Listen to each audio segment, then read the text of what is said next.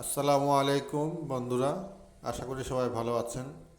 শুরুতেই পবিত্র মাহে রমজানের শুভেচ্ছা। আজ আপনাদের দেখাবো আমি পুকুরের পাশে আনার গাছ লাগানো আছে, তারপরে আম গাছ, তারপরে কলা গাছ, এগুলি লাগানো আছে খুব সুন্দরভাবে।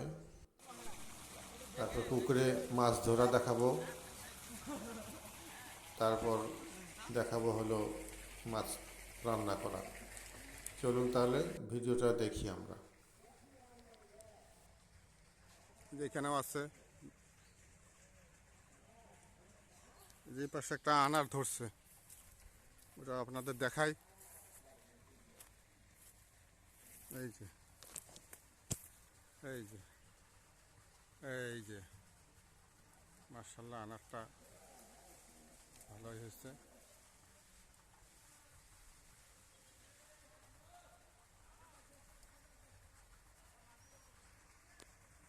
সবাই মাত্র ধরতেছে এটা। মার্শাল্লাহ, আমের মূল অনেক আসছে আম গাছে।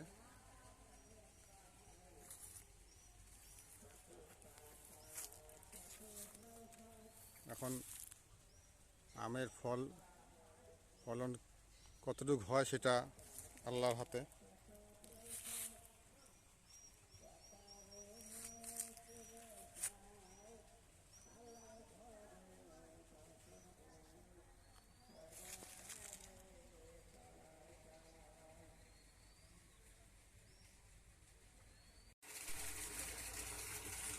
যে কলা ধরছে, এগুলি মূলত এগুলো কলা হলো, এগুলি কাঁচা কলার গাছ, তরকারি খাওয়ার জন্য। এই যে পাশে আছে, এই যে এই পাশে ধরছে কলা।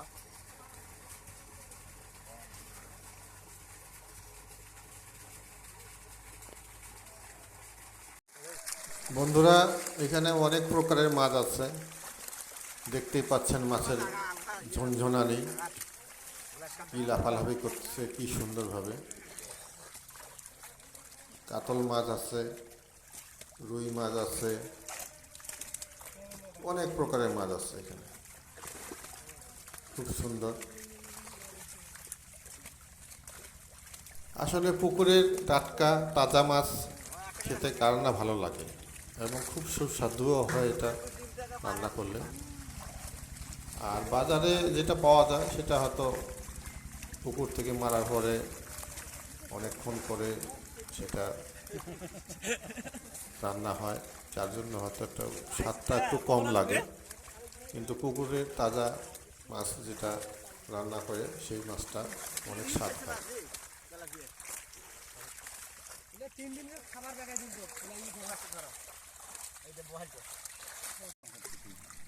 মাছ বাছাই পর্ব চলতেছে, ছোট মাছগুলি ছেড়ে দিচ্ছে, বড় মাছগুলি নিচ্ছে।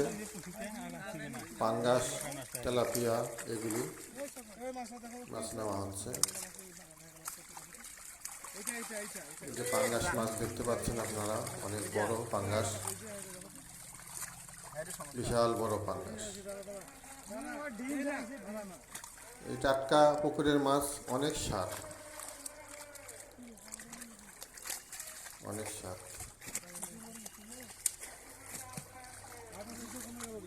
তো বন্ধুরা, আমার এই ভিডিওটি যদি ভালো লেগে থাকে, আপনারা লাইক, কমেন্ট এবং শেয়ার করবেন এবং সাবস্ক্রাইব করে দিবেন।